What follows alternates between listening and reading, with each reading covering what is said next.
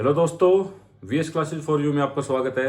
हम आज आपके लिए फिर से आपकी डेली करंट अफेयर्स की क्लास लेके आ गए हैं। तो चलिए स्टार्ट करते हैं। देखते हैं पहला क्वेश्चन। पहला है 29 जुलाई अंतर्राष्ट्रीय बाघ दिवस। आज का दिन अंतर्राष्ट्रीय बाघ दिवस के रूप में मनाया जाता है, जिसकी शुरुआत हुई थी सन 2010 में सेंट पीटर्सबर्ग में। सेंट पीटर्सबर्ग में संपन्न हुए बाघ सम्मेलन के बाद हर साल 29 जुलाई को अंतर्राष्ट्रीय बाघ दिवस मनाने का निर्णय लिया गया था। तो ये कब से स्टार्ट हुआ था? तो ये स्टार्ट हुआ था 29 जुलाई से। कब से? 29 जुलाई। कहां से?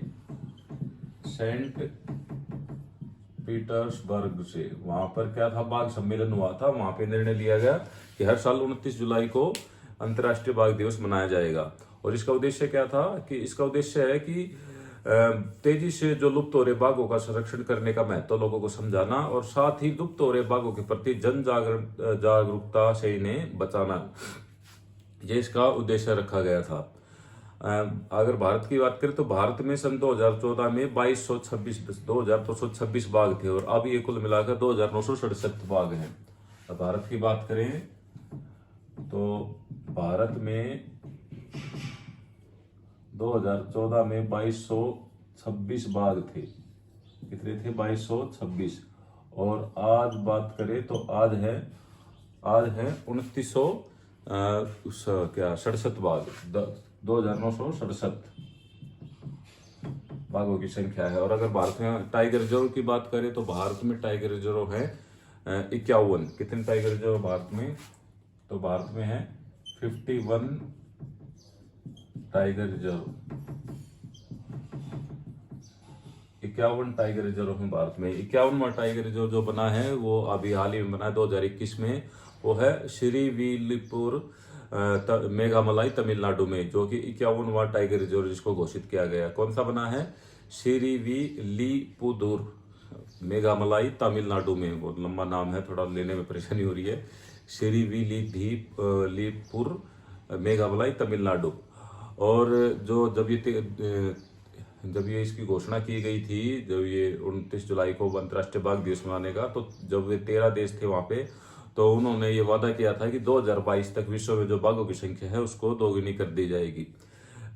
तो भारत में तो बाघों की संख्या बढ़ी है इसके संरक्षण से। तो भारत में अभी 2014 में थे 2226 और अभी है 2967। तो आज कौन सा दिन है? आज है अंतर्राष्ट्रीय बाघ दिवस।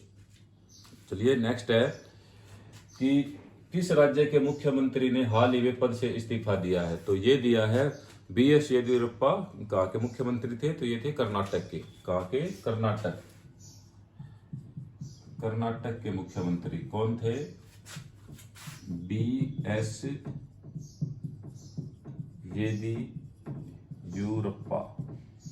इन्होंने अभी हाल ही में इस्तीफा दे दिया है पद से। ये मतलब इन्होंने अपने ये वहाँ के 4 बार मुख्यमंत्री रहे, लेकिन उनका टोटल अगर काउंट किया जाए तो ये 5 साल ही वहाँ के मुख्यमंत्री रहे हैं, लेकिन 4 बार ये मुख्यमंत्री पद की इन्होंने शपथ ली थी वहाँ पे। और अभी हाल ही में 2 साल पहले ये वहाँ के सीएम बने थे। और अभी जो इनका 2 साल पूरे होने पर वहाँ पर बीजेपी सरकार के, तो इनसे इस्तीफा ले लिया गया। इन्होंने 26 जुलाई को अपना इस्तीफा दिया था। कब दिया था? 26 जुलाई को। 26 जुलाई को इस्तीफा दिया था। 26 जुलाई को पद से इस्तीफा दिया। और अब 23 में जो वहाँ के सीएम हैं वो बन गए बसवराज बोम्मई। कौन बन गए हैं? बसवराज बोम्मई। नए सीएम कौन बन गए हैं? बसवराज बोम्मई। ये वहाँ के नए। और कौन से सीएम है ये? 23वें सीएम। इन्होंने कल इनकी इस पद की शपथ ले ली है। और अभी नए सीएम बन गए वहाँ के बसवराज बोम्मई, बीएस येदियुरप्पा के वहाँ से इस्तीफा देने के पश्चात। अगर बीएस येदियुरप्पा की बात करें तो ये सबसे पहले ये वहाँ के सीएम बने थे 2007 में। 12 नवंबर 2007 से 19 नवंबर 2007 के तक, केवल 7 दिन के लिए। उसके बाद बने ये 30 मई 2008 से 31 जुलाई 2011 तक, 3 साल के लिए रहे थे तब। और फिर तीसरी बार बने 17 मई 2018 से 19 मई 2018 तक, केवल 2 दिन के लिए। और अब बने 26 जुलाई 2019 से 28 जुलाई 2021 तक। वैसे इस्तीफा 26 जुलाई को दे दिया था इन्होंने, लेकिन जैसे 28 जुलाई को उन्होंने शपथ ली थी तब तक 2 दिन कार्यवाहक थे। तो ये 4 बार वहाँ के मुख्यमंत्री रहे, लेकिन टोटल मिला के इनका जो कार्यकाल था वो 5 से 7 साल तक का रहा है। चलिए नेक्स्ट है कि हाल ही में किस देश ने विश्व का पहला परमाणु रिएक्टर एक्टिवेट करने की घोषणा की। तो ये घोषणा की है चीन ने। चीन की सरकार के एक वैज्ञानिक ने विश्व का पहला परमाणु रिएक्टर एक्टिवेट करने की घोषणा की है। और किसने की है ये है चीन ने। किस देश ने? चीन ने घोषणा की है। इसका क्या है कि जो ये इन्होंने परमाणु रिएक्टर जो एक्टिवेट किया है, इसको ठंडा करने के लिए, मतलब ठंडा करने के लिए पानी की आवश्यकता इसकी नहीं होगी, क्योंकि यह रिएक्टर जो कि अभी तक जो यूरेनियम से बनते आए हैं, लेकिन ये रिएक्टर तरल थोरियम से बना है। किससे? तरल थोरियम पर ये चलेगा और पारंपरिक जो रिएक्टर है उनकी तुलना में अधिक सुरक्षित होने की उम्मीद है। ये मतलब चाइना के जो वैज्ञानिक उन्होंने दावा किया है कि ये जो रिएक्टर है, ये पहला परमाणु रिएक्टर, ये यूरेनियम की जगह तरल थोरियम पे चलेगा और जो पहले जो रिएक्टर बने हैं उनके तुलना में अधिक सुरक्षित होगा। ये वैसा वहाँ का उन्होंने कहा है। बाकी उनकी घोषणा, उनका कितना होता है, कितनी उनमें ऑथेंटिसिटी होती है, ये तो सबको पता ही है। चलिए नेक्स्ट है कि भारत का 40वां यूनेस्को विश्व धरोहर स्थल कौन सा बना है। भारत का 40वां यूनेस्को विश्व धरोहर स्थल बना है गुजरात के कच्छ के रण का धोलावीरा। कौन सी जगह है? ये बनी है धोलावीरा। कहाँ पर है ये है कच्छ का रण, गुजरात में। कच्छ का रण गुजरात की में जगह है धोलावीरा। हड़प्पा कालीन ये जगह है और इसको यूनेस्को ने विश्व धरोहर का दर्जा दिया है, अपनी इस लिस्ट में शामिल कर लिया है। और इसकी घोषणा विश्व यूनेस्को ने कब की है? तो ये की है 27 जुलाई को। 27 जुलाई को यूनेस्को ने अभी इसकी घोषणा की है। और इसके साथ ही ये 40वां हमारे देश में, जब ये 40 विश्व ये हो गए हैं क्या, विश्व यूनेस्को विश्व धरोहर स्थल टोटल कितने हो गए हैं? अब 40 हो गए हैं। अभी कल मैंने बताया था, कल कौन सा बना, कल किसके बारे में बात कर रहे थे जो विश्व धरोहर घोषित किया गया है, तो वो था कलकत्ता रामप्पा मंदिर, काकतीय रामप्पा मंदिर ये। और अब कौन सा बना है? अब बना है धोलावीरा कच्छ का रण गुजरात में। ये कहाँ पे है? तो ये गुजरात के भारत पाकिस्तान की जो सीमा है वहां पर है ये। और ये वहां पर जो हड़प्पा कालीन संस्कृति के वहां पर अवशेष मिले हैं। और ये कच्छ के रण के मध्य में स्थित एक खडीर नामक एक द्वीप है, वहां पर स्थित है। कहाँ पर? खडीर द्वीप। खडीर द्वीप वहां पर ये स्थित है, खडीर द्वीप में, कच्छ के रण में खडीर के द्वीप वहां पर स्थित है। तो अब भारत में विश्व धरोहर स्थल कितने होगी? तो ये हो गए 40। और अगर गुजरात की बात करें तो गुजरात में इसको मिलाकर कितने हो गए हैं? तो गुजरात में अब हो गए हैं 4 विश्व धरोहर स्थल। गुजरात में कितने हो गए हैं? 4। और अभी 40वां कौन सा बना है? धोलावीरा। चलिए एक बार देख लेते हैं। 29 जुलाई क्या कौन सा दिवस है? राष्ट्रीय बाघ दिवस कब शुरू हुआ? 29 जुलाई को सेंट पीटर्सबर्ग में। भारत में कितने टाइगर रिजर्व हो गए हैं? 51। और बाघों की संख्या कितनी हो गई है? 2967। चलिए किस राज्य के मुख्यमंत्री ने पद से इस्तीफा दिया? तो ये कर्नाटक के बीएस येदियुरप्पा ने 26 जुलाई को इस्तीफा। नए सीएम कौन बने हैं? बसवराज बोम्मई 23वें। किस देश ने विश्व का पहला परमाणु रिएक्टर एक्टिवेट करने की घोषणा की? तो ये की है चीन ने। भारत का 40वां यूनेस्को विश्व धरोहर स्थल यह बना है धोलावीरा कच्छ का रण गुजरात। और टोटल कितने हो गए हैं? तो टोटल हो गए हैं 40। तो चलिए नेक्स्ट स्लाइड में नेक्स्ट क्वेश्चन ये नेक्स्ट क्वेश्चन देख लेते हैं। पहला है कि किस राज्य ने कोरोना से अनाथ हुए बच्चों के लिए बाल सेवा योजना का शुभारंभ किया? तो ये किया है उत्तर प्रदेश ने। उत्तर प्रदेश के सीएम द्वारा 22 जुलाई को कोविड से जो अनाथ हुए बच्चे हैं 4050 बच्चों के लिए इस योजना को शुरू किया। तो कहाँ पे शुरू किया है? तो ये किया गया है उत्तर प्रदेश में। कहाँ पे? उत्तर प्रदेश में। कोरोना से जो 4050 बच्चों को इस योजना से लाभ मिलेगा। इसमें 240 बच्चे ऐसे हैं जिन्होंने अपने दोनों माता पिता को खो दिया है और 3810 ऐसे बच्चे हैं जिनमें माता पिता में से किसी एक की मृत्यु हो गई है। तो कौन सा ऐसा प्रदेश है जिसने इसको शुभारंभ किया? तो ये है उत्तर प्रदेश। नेक्स्ट है कि डीआरडीओ ने हाल ही में सतह से हवा में मार करने वाली किस मिसाइल का सफल परीक्षण किया है? तो ये किया है आकाश एनजी। किसका? आकाश एनजी मिसाइल। आकाश एनजी इस मिसाइल का इन्होंने सफल परीक्षण किया है। इसका पहला परीक्षण किया गया था 21 जुलाई को। और ये एक स्वदेश निर्मित कम वजन वाले पोर्टेबल एंटी टैंक मिसाइल है जिनका सफल परीक्षण किया गया था 21 जुलाई को। और उसके बाद 23 जुलाई शुक्रवार को इसका दोबारा से इसका परीक्षण किया गया और दोनों ही परीक्षण इसके सफल रहे। जो ये तीसरा जो परीक्षण है ये है ओडिशा के बालासोर के तट पर इसका जो परीक्षण है वो किया गया था। तो कहाँ किया गया था इसका परीक्षण बात करें तो ओडिशा के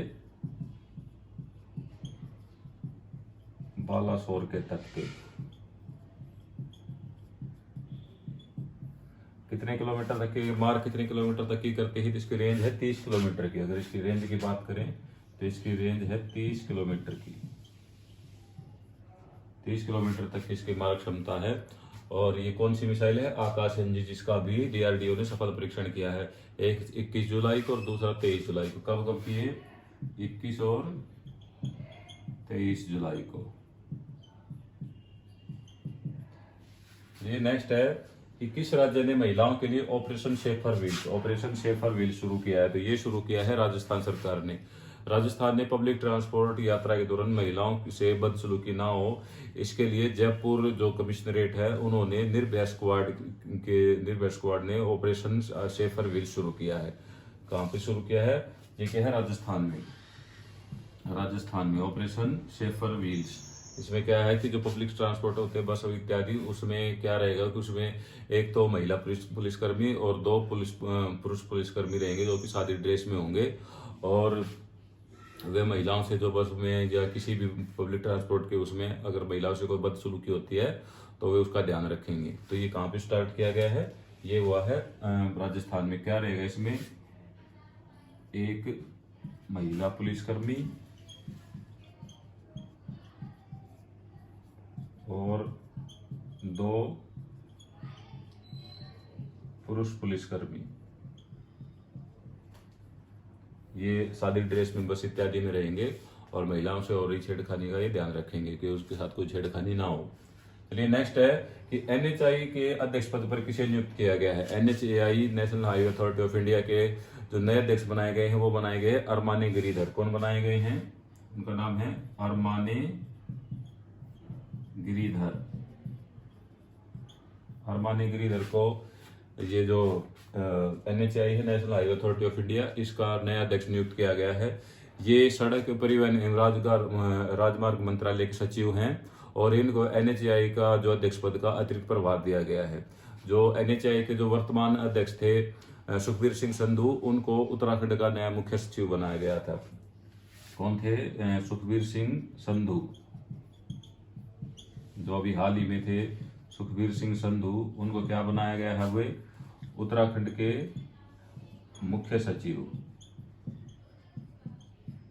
उत्तराखंड के मुख्य सचिव बनाए गए हैं। अब उनकी जगह पर एनएचआई के अध्यक्ष होंगे अरमानी गिरिधर, जो कि सड़क परिवहन एवं राजमार्ग मंत्रालय के सचिव हैं। चलिए नेक्स्ट है कि भारतीय नौसेना ने वेतन खाते के लिए किस बैंक के साथ समझौता किया? तो भारतीय नौसेना ने वेतन खाते के लिए कोटक महिंद्रा बैंक से समझौता किया। कौन सी बैंक? तो ये है कोटक महिंद्रा बैंक। कोटक महिंद्रा बैंक के साथ भारतीय नौसेना ने जो वेतन खाते हैं उनके लिए समझौता किया है। चलिए नेक्स्ट है किस केंद्र शासित प्रदेश ने 44 डिजिटल ग्राम केंद्रों का उद्घाटन किया है? तो ये किया है जम्मू और कश्मीर ने। जम्मू और कश्मीर के उपराज्यपाल मनोज सिन्हा ने पंचायतों को डिजिटल रूप से जोड़ने और सार्वजनिक सेवा वितरण के तरीकों को और अधिक मजबूत करने के लिए श्रीनगर सिविल सचिवालय में 44 डिजिटल ग्राम केंद्रों का उद्घाटन किया। तो ये कहाँ पे किया है? ये किया गया है जम्मू और कश्मीर में। जम्मू और कश्मीर में किसने किया? तो वहां के जो है उपराज्यपाल मनोज सिन्हा ने इसका उद्घाटन किया। कब किया था? तो ये किया था 21 जुलाई को। कब? 21 जुलाई को मनोज सिन्हा ने जम्मू और कश्मीर में 44 डिजिटल केंद्रों का उद्घाटन किया। इसका क्या मतलब है कि सार्वजनिक सेवा वितरण के तरीकों को और अधिक मजबूत करना और पंचायतों को डिजिटल रूप से जोड़ने के लिए इनका उद्घाटन किया गया। चलिए एक बार क्विक समरी देख लेते हैं कि किस राज्य में कोरोना से अनाथ हुए बच्चों के लिए बाल सेवा योजना शुरू की गई? तो ये शुरू की गई उत्तर प्रदेश में। डीआरडीओ ने कौन सी मिसाइल का परीक्षण किया? तो ये किया गया है आकाश एनजी का, ओडिशा के बालासोर के तट पर। फिर है किस राज्य ने महिलाओं के लिए ऑपरेशन सेफर व्हील शुरू किया? तो ये किया राजस्थान ने। पब्लिक ट्रांसपोर्ट में 1 महिला पुलिसकर्मी और 2 पुलिसकर्मी इसमें रहेंगे। फिर है NHAI के अध्यक्ष पद पर किसे नियुक्त किया गया, तो NHAI के अध्यक्ष पद का अतिरिक्त प्रभार दिया गया है अरमानी गिरिधर, जो कि सड़क परिवहन और राजमार्ग मंत्रालय के सचिव भी हैं। और जो वर्तमान जो अभी वे थे उनके NHAI के अध्यक्ष सुखबीर सिंह संधू, उनको उत्तराखंड के मुख्य सचिव बना दिया गया है।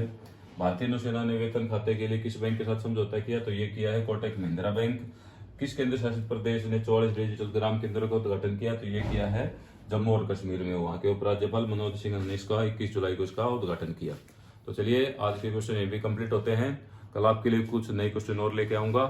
तब तक जुड़े रहिए वीएस क्लासेज फॉर यू से। Thank you.